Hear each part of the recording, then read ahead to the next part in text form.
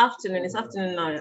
I have the CEO and founder of Hegai and Esther, a makeup and beauty company. In fact, one of the top 10 in Nigeria with us today. So we're going to start by having her tell us all about her journey towards achieving the success that she's achieved today. So Gbemi Adebayo, welcome. Thank you, Bumi, for having me. I'm looking forward to an exciting time here today. So let's get this started. Great.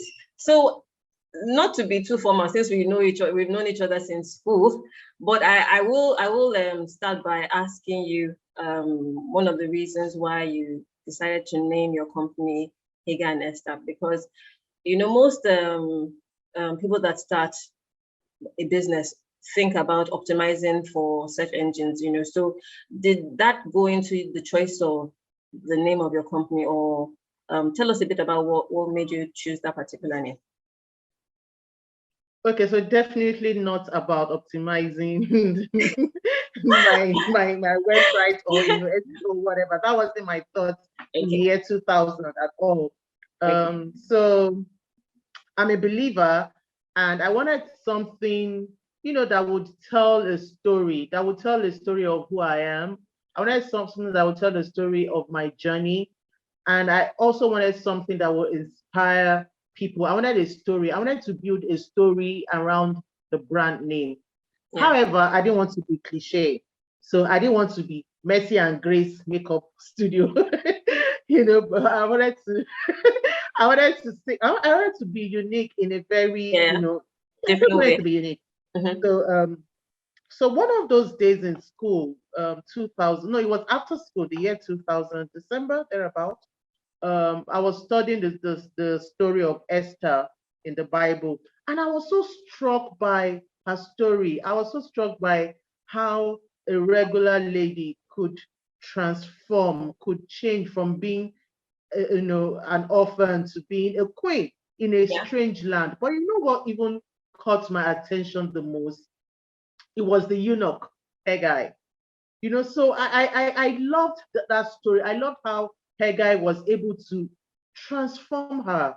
I loved how he was able to dress her up, give her makeup treatments, skin treatments, and all of that, kind of prepare her for her special moment.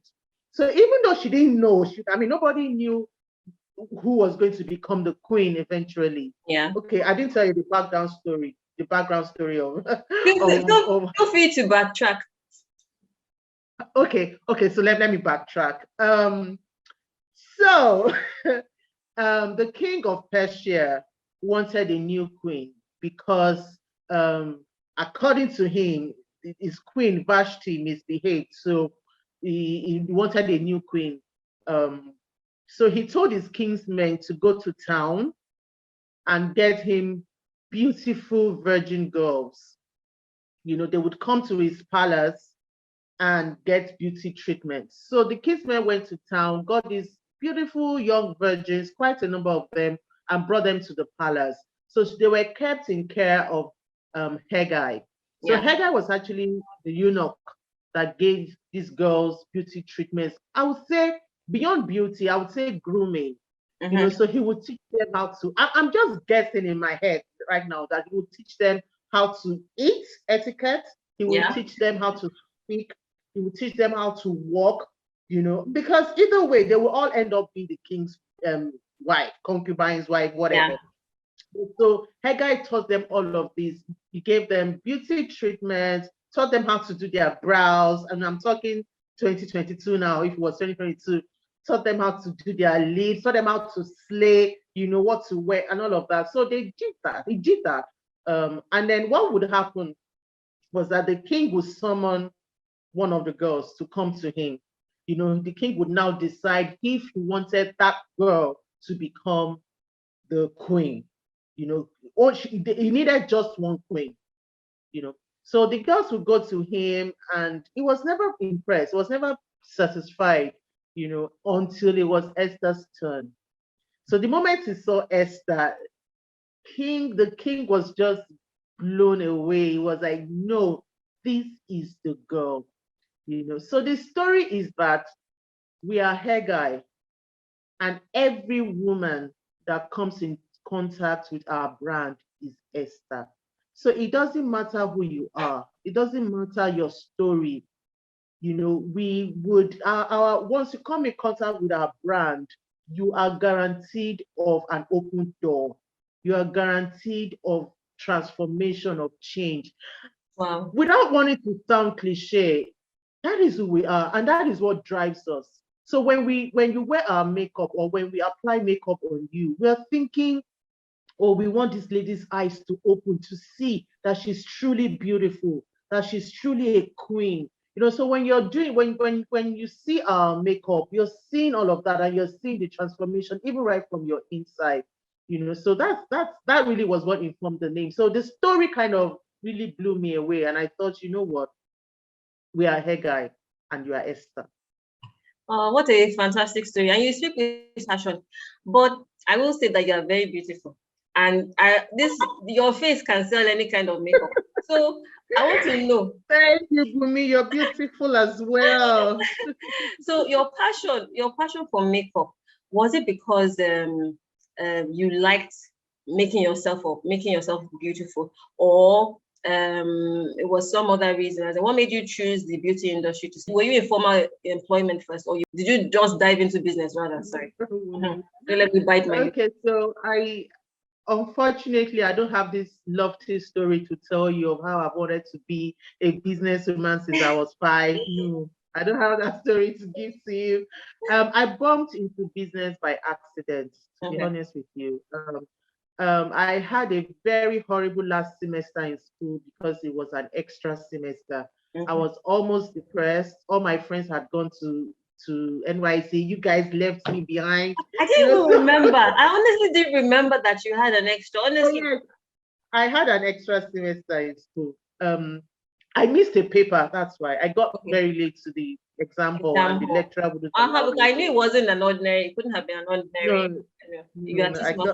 I was 30 minutes late to my venue because I was ill. I didn't know that they had changed the venue. So anyway, so during my extra year, of course, I had so much time in my hands and all of that. And a friend of mine, Glory Bello, she knew how to do her brows. She would carve her brows and that perfect arch. And I would be like, how do you do this? And then she would do for so many of us and all of that. And then one day she got tired of me coming to meet her over and over again. And she said, come, let me teach you this thing. Just me. So she taught me, and that was how I'm doing. Wow. So she taught me, and then I just started doing my brows, and people started, complimenting my brows. They would come to my room, I'll do their brows for them, until a roommate said, look, Gbemi, do you know that if you were collecting 20 naira from these girls, you wouldn't be broke all the time, And that struck a chord in my head. Like, oh, come to think of it, I could make money from this thing. I didn't act on that advice in school, but after school, I spoke to a friend about this desire that I had to kind of explore the beauty world. Yeah. Honestly, I can't say, oh, this was the eureka moment, the time. I didn't see a dove flap his wings or anything. I just felt, oh, I'm good at this thing. I started exploring. I started wearing my mother's makeup and all of that. And I just felt that I could try my hands on this thing.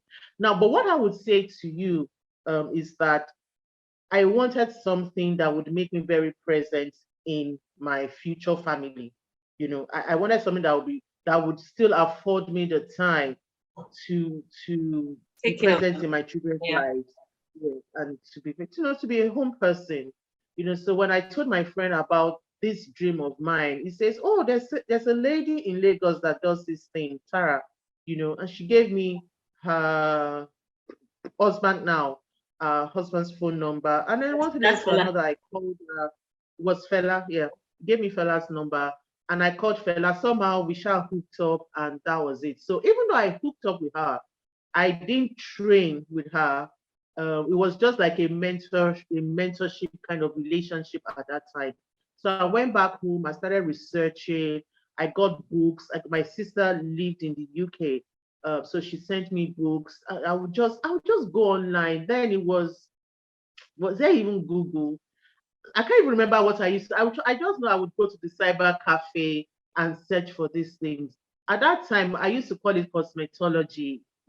Of course, there's still cosmetology, but I didn't even know it was called makeup artistry until I met Sarah.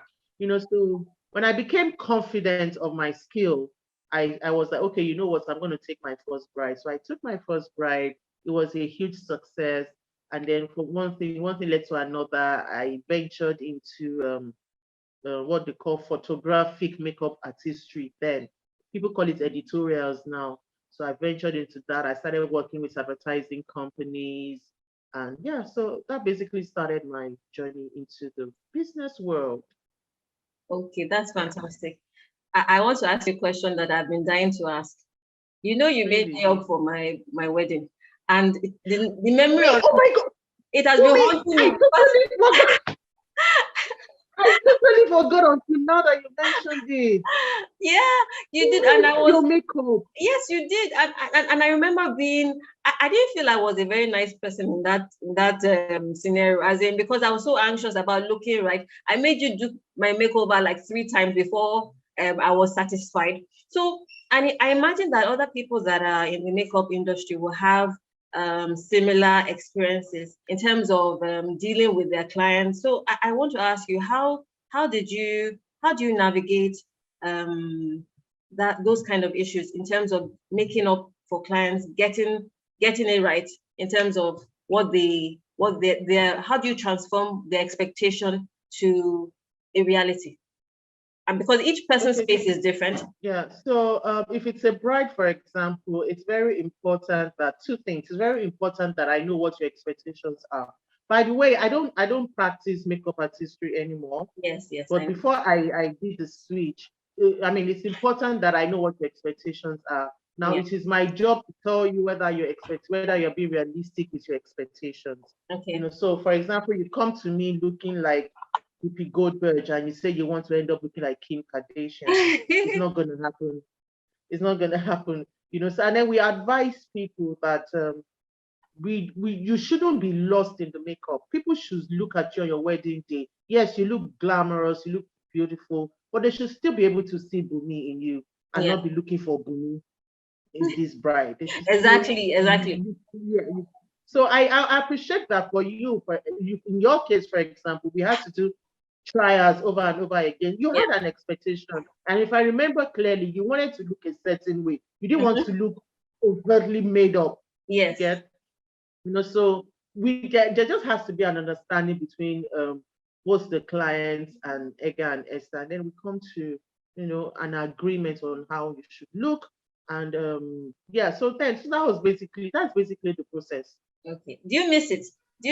I know you delved into something totally different. At least you make the product now. So do you miss making up people, or do you still do it at all? I think I spent good time. I think I maximized the opportunity that I had at that time. I've maximized it, and it became apparent that I needed to do something else in the industry. So did I miss it? It's a cycle. So I can't say that I missed it or I didn't miss. I'm just going to say that I have paid my dues. I had gone through that cycle, and this is time for something else. So yeah, I'm enjoying what I'm doing now. Okay, so let me ask you about what you currently do. You produce the makeup. So I would like to know, do you produce the makeup in Nigeria? If not, what does it take to get someone from the abroad to produce your cosmetic? What goes into it? How do you find the right kind of manufacturer? How do you settle payments? Because you are dealing with someone that you've not dealt with before. How do you get him to get exactly the right product out for you? How do you navigate those kind of situations?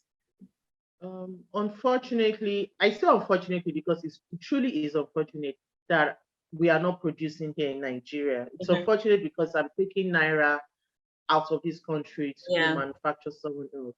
But the truth of the matter is we don't have the structure to produce locally. We could decide to produce locally. I hope that we would start producing locally someday, but the eventual cost on the final products would be really It's too much. ridiculous. So as a small brand that we are now, as a growing brand that we are right now, we had to make a choice as per which one will give us the best result at the minimal cost. So to answer your question, we manufacture abroad. So how do we source for manufacturers? So I had to ask questions because this was something that I had not done before. So I had to ask questions, and the first person I go to, I call the person the thin person because it's an oracle, Google. So I would go to, I went to Google, I went to Google and asked, how can I do this? And many options were given to me, US, UK, Turkey, and China. I started off with the US, but had to stop manufacturing in the US to switch to China. So the process basically is just go, there are platforms, there are various platforms online where manufacturers come together, it's a platform where manufacturers, like a directory kind of website. There are quite a number of them made in China. There's Alibaba, there's the Turkish one as well. So I just basically went there and, search for these guys. Honestly, it was a risk that I took the first time. So you didn't go, you didn't actually go to China in order to make the. No, I did. Okay. I did. So the first time I ever had anything to do with China was actually on Alibaba. Okay. And I got products from Alibaba. But those were tools. I could afford to take that risk because those were tools. Those were things like brushes and boxes. So when it was time for me to go into the scientific part of production, which is products, I needed to be really, really careful.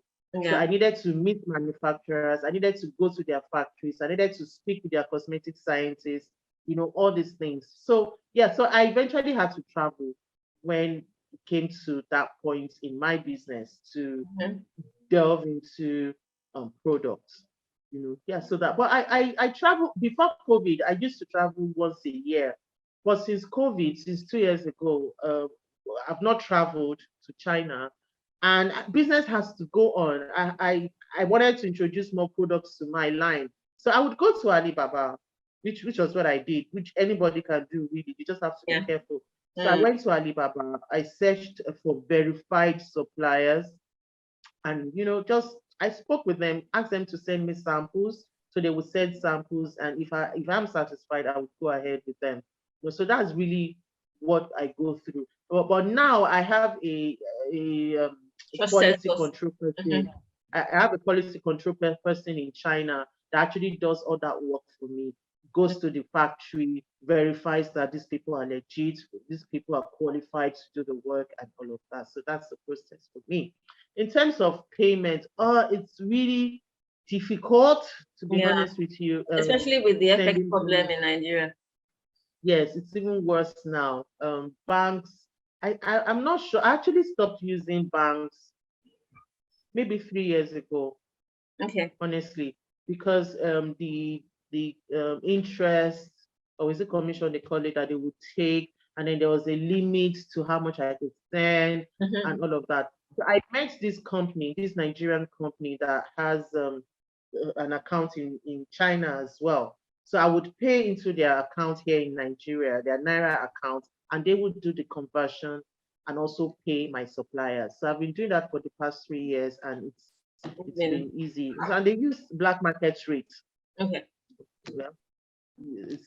That's one of the things that you face as a business person in Nigeria.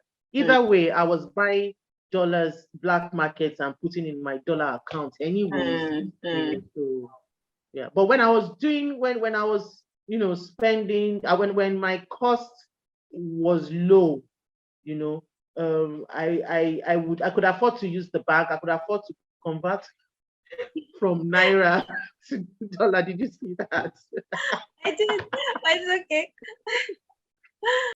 So when I was doing like $5,000, I could use the bank. The interest commission wasn't much and all of that. But since we started, since we started spending way more than that, I had to look for an alternative. And it makes the payment structure is so easy that there's no commission being removed anyways at the end of the day. You just pay the black market rate and then they pay your customers for you. It's very easy. They also ship for me. It's just a very easy process. And the good thing is that as women, we will always buy makeup. No matter how expensive it is, we always want to look good. So I think it's easier to transfer the additional cost onto the consumer because you're in an industry that will, I believe, continue to be relevant no matter what, because women always want to look good. So that's lovely. For Hegai and Esther, the cost we're transferring to the customer isn't much because we deal in volumes. Right. Thousands of so we'll probably if you want to transfer that exact cost to the customer, it's probably not more than 400 naira, 300 naira, Okay. Unlike if I was paying so much, so yeah. But it reminds me of something. I went to the mall last Sunday, and I noticed that Black Hawk, they're leaving Nigeria because how. Yes, I was about to leave the mall when I saw 75% off. I like deals, so I quickly entered their store, and then I was curious. I was like, "Why are you selling everything at 75%?" And they were like, "They're leaving." And I was like, "Oh, what a shame." But I guess for them it wouldn't be the issue of transferring costs. It would be the issue of remitting their profit back to their country because they would have to convert naira to euros or dollars or pounds, whatever it is, and when the revenues or the profit gets to them, it might not make sense because of the exchange rate in Nigeria, probably. But yes, and then all these costs they kind of impact on their selling price at the end of the day. So their foundation, for example, they have no choice. They have to make profit. So they end up selling their foundation for, I don't know how much they sell their foundation. The last time I bought their foundation, I think it was 16,000, and that was before naira went to 570. So beyond 16,000, how many people can afford to pay that? And then the competition is very, very stiff for them because Nigerian brands you are giving them a run for their money, offering even better value at exactly. less than 50% their price. So but it's a sad one. Wish them well. And I think Nigerian brands are better because you understand the Nigerian skin. So a product from you will sit better on a face of a Nigerian lady than a product from someone who is not used to the African skin, and not just the African skin because there are Black people abroad, but the African skin living in a country that is always hot and faces that are always so oily. You adapt your product to suit the Nigerian context, which makes it probably a lot more friendly on our skin. So that's great. Okay, so moving on, I wanted to ask you, how do you fund all of this? Buying in bulk? Do you get loans from the bank, or how do you fund your business? Because I'm sure that's a problem that most startups face in terms of finding capital and patient capital at that matter. Because if you borrow money from the bank, before you know it, they're asking you for interest. The interests are probably at a rate that is not friendly for repayment. So how do you fund your business? So for many years we grew organically. Yeah. So we were just plowing back. We didn't want to take the loan. The interest banks were asking for. I mean, they went. There was no way we could stay competitive. Yeah. After adding all these costs from banks and all of that. So we grew organically for many years. But it got to a point in our business that we knew that we needed to source the fund. Yeah. So banks still went forthcoming because collateral was required, and Hegai and Esther ain't got no collateral. Like most SMEs. Exactly, most SMEs don't. So we would go to family. I went to meet family, friends. They would borrow me money, pay back 5% interest. Family would give it to me and ask me to return the money when I have the money. So I was lucky to have a very supportive system around me as regards family, my sisters, my uncle. So they would help me a lot. And then friends. So friends would borrow me money, tell me, okay, give me 5%, 6 months and all of that. So we did that for many years as well. But then again, the business begins to grow and all of that. And we knew that it was apparent that we needed banks to really invest a lot. So that was tough. But we eventually got a bank who who gave us money at a 1 digit interest rate, which Wow. was fantastic. Yes. So that's where we are right now, even though we need a lot more. Now we're asking for more, and all of that. But I believe that with the history we have with this bank makes them trust us and makes them kind of feel like they can invest more in our business. So yeah, it was tough. It is still tough. Trust me. Yeah. It is still tough. But banks, I guess banks want to build a relationship with you, Yeah. and they want to. Yeah, I think that is they want to build trust. So even though now we still Hegai and Esther still doesn't have collateral, but because of the history we have, the credibility we have, and the talks we're having with them now, I kind of feel like they're willing to support the brand even further. Yeah, I think for SMEs, what banks should look at is not collateral, but the turnover of the customer's account. As in, are they turning over legitimately, and who is depositing into the account, and where is the money going? Because if you can demonstrate through your account history that you are legitimately selling and buying, and your volumes keep on increasing, that should be some sort of evidence of good business to give them the comfort of lending money to startups like startups, not like yourself because you are no longer a startup, but up and coming entrepreneurs. So I want to ask you another question. I noticed that you have about 80,000 followers, as in, and that's no mean feat. So I want to know, did it grow organically, or you had to find someone that optimized for followers for you? How did you grow your online presence? No, we grew organically, 100% organically. In fact, at the point, these Asian boys were getting like, to be honest, we're getting like 500 followers a day. We Wow. knew that we knew that they had to be robots or something. I actually sent mails to Instagram and all of that. Look, this is happening. I don't want it, because it is very, very important, very, very key for me that I'm able to measure my growth. I Yeah. need to know that these are people. I need to know that I'm making progress. I need to know that more people are seeing me and that I'm adding value, so much value that they are willing to follow me. Yeah. So yeah, 81,000 followers is what we have. Very small, but I'm proud to say that these Yeah. are real people that this is a followership that we grew organically without having to do any form of optimization. Oh, that's fantastic.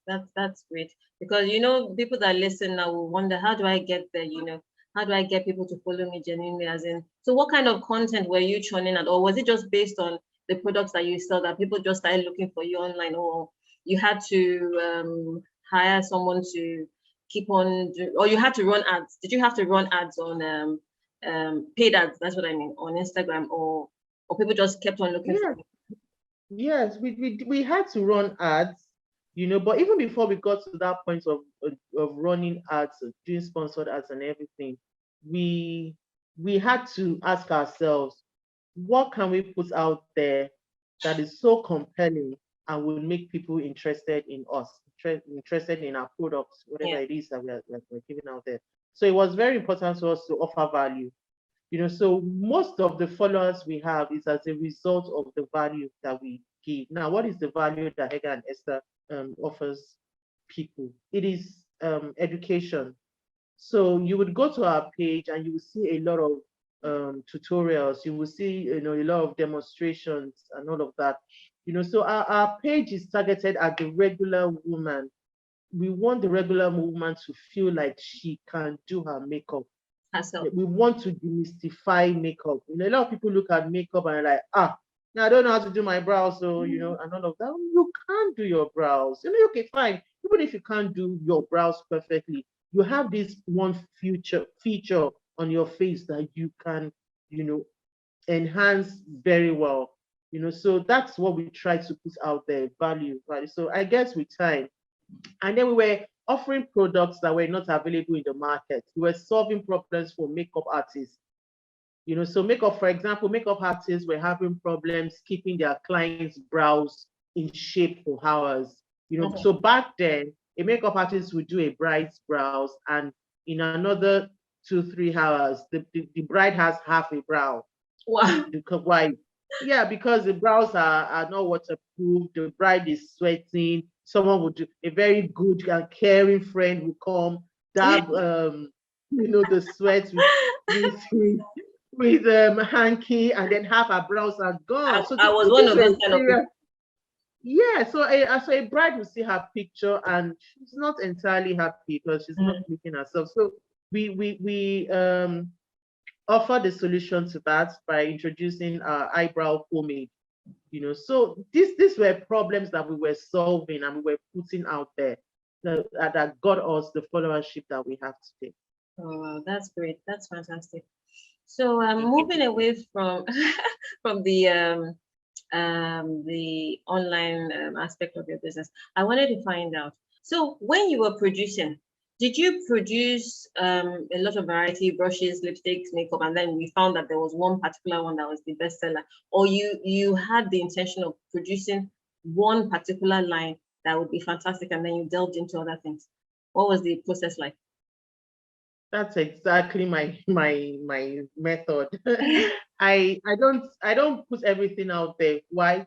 Two things. I don't have the money to put everything out there. Yeah. And secondly, I need people to get familiar with one item or 2 items, 3 items, fall in love with it so much, trust the brand, believe so much in the brand, so much so that if I introduce a 4th one, a 5th one, I have a history of quality, so it would be easy for them to embrace whatever it is I'm offering. So for example, say liquid lipstick is trending and it's trended for a whole year.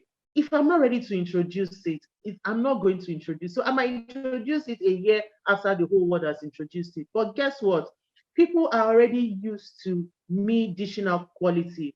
Of me, when I say me, I mean Hegai and Esther. People are used. I have that history with them. So even if I bring my liquid lipstick at 11.59, it's still going to be a hit. So that's what we do. We let people get familiar with our product. So we don't have a full line. For example, right now we do have a lot of things, but we don't have everything. Yeah. So we go one at a time, 2 at a time, let people get used to it, make people familiar, because it's easier to advertise 5 products than advertising 20. It's easier. The cost is less. The energy that goes into advertising is also less. They'll be able to send out specific marketing messages, so people are not bombarded. That's the word I'm looking for. People are not bombarded with so many products. People don't get overwhelmed. Let them know that you can get A, B, C, D, and E from Hegai and Esther, and they are the best when it comes to these particular products. Wow, that's fantastic. I have 2 more questions before I let you go. Okay, go ahead. I'm having fun. Okay, so I wanted to ask you. So, in terms of your inventory, because Nigeria is hot, and I don't know about how you keep your own, but my own makeup, if I leave it for too long, it becomes bad. Either the heat spoils it, or it expires when it's open. So how do you stock inventory in terms of keeping it to last, and then also in terms of ensuring that it's not stolen?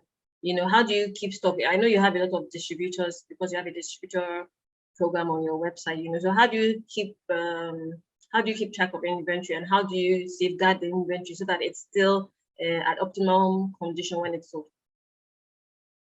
Okay, so different products have different shelf lives. So dry powder, for example, can last as long as you want it to last, maybe 3 years, and all of that. But foundation, being liquid, you can't afford to. It wouldn't last so long. Why? Because it is liquid. It's they call it suspension products. Liquid and solid joints together. So if it stays too long, there will be a separation. Yeah. Yes, so the water would separate, or the oil would separate from the water, so that could cause a problem. Now, so like I said, so they have different shelf life, so they require different preservatives, one, and they also require a different storage solution. Yeah. So powder, to store powder almost anyhow, but to store my foundation or to store at my primer, a certain temperature is required. So I have to keep to that temperature. And then secondly, because I know of these peculiarities that my products have, I don't make too much of a certain type of product at a time. So I minimize the quantity that I make. Why? Because I don't want these things to happen. Okay. So those are two basic ways that I use to, and then the preservatives as well. So the preservatives we use also determines how long, and we have to be very careful, because even though there are some other stronger preservatives for these products, they are not necessarily safe. So we try to use very safe preservatives. So because I mean, they are healthier, they are more like minerals, so the staying power of the preserving power that these preservatives have aren't as strong as the chemical ones. So again, that influences the quantity that we make. So in a year, for example, we're restocking a particular item, maybe like 5 times or 6 times, as against powder that I can actually produce once a year. But for foundation, I have to keep going back for primers, for concealer, and all of that. So those are ways that we. You asked another question. I can't Yes, remember. I was asking, how do you manage your inventory, as in to ensure that nothing goes missing? You're able to keep track of when things are about to finish before you order. How do you manage your distributors? That whole process it might be chaotic. Do you have someone that does that especially for you? Yes, I have someone that does all of that for me, because I can't be 100% involved in operations. So I have someone who does that. We have a software that helps us to manage our inventory. So we as much as we try as much as possible to avoid a total selling out situation. Nothing. I mean, the products going out of stock, even though we're not 100% perfect in this thing yet, but we try. So we have a software that does all of that, and then distributors, also a staff. We have one or two, not just one, two, three staff on hand, on ground that Pardon? What's your staff strength? Oh, now we are 8. Now we are 8, but we're growing. Growing, no, I believe it's not in the number of staff. It's the efficiency of the staff. No, of course, I know that. I mentioned that because we are expanding, physically, so we would require more hands to come on board. So we have staff. This particular staff is committed to a certain number of distributors, and that one too has her own distributors that she manages. So my last question: what would your advice be to someone that's just starting a makeup business? What would be your advice? Okay, so my advice would be, have a plan. Who do you want to service? I'm going to tell her that you're coming into an already competitive industry. When we started, we didn't have that much competitors around, but now there are probably like 30 makeup brands in Nigeria. So what are you bringing? What is your value proposition? People are now smarter. Every woman knows most women know what they want now. They know what to expect from their products. Makeup artists have been able to educate their clients about, product knowledge, what works, what doesn't work, So what value are you bringing? What are you going to do differently? So this is one question I would ask the person. And then I would ask the person, I would also tell the person, you know what? I'll tell you, adopt my approach, at least when you're starting. Come in with a banger product. A banger product that everybody would be talking about. Look at the industry and identify the needs in this industry. Look at something that nobody's even talking about. most of us are in a red ocean right now, but you come with a product that solves a certain problem. Look at do a SWOT analysis. Is this what they call it? Yeah, SWOT analysis right. of your competitors. Yeah, Mhm. do a SWOT analysis of your competitors and know how you want to enter. Don't just come and drop your own products. This is busy. Yeah, don't just come. What are you doing? There are people that started their makeup businesses 10 years after I did, and they're doing very well. They're solving real problems and they're thriving. So these are the things that I would tell the person. Go for it. Go for it. The market is large. The market is large. Well over 100 million women in Nigeria, and we have less than 100 makeup brands. What are you saying? You have a place in the industry. Just identify that place and grab it, own it, and go all out for it. Go all out. Yeah. That is superb. I want to thank you. It has been very enlightening, even for me. Thank you for sparing your time to tell us all about your journey. Thank you. So we'll be hosting another podcast with a different entrepreneur next week. So please do follow our channels and also follow Gbemi. Please, do you want to share your handle so that people can follow you and ask you all the questions that I was not able to ask? It's fine. So my personal Instagram handle is Gbemisola_Xavier. I think it's the same thing with Twitter. I'm not sure. I haven't been there in a while. So Gbemisola_Xavier, the righteous one, Xavier. Yeah, so that's my personal Instagram handle.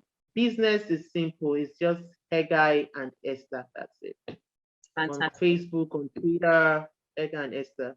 Fantastic. And I am yours truly, your money buff, at Instagram, at Twitter, at all the handles you can think of. Thank you. We're signing up. Bye.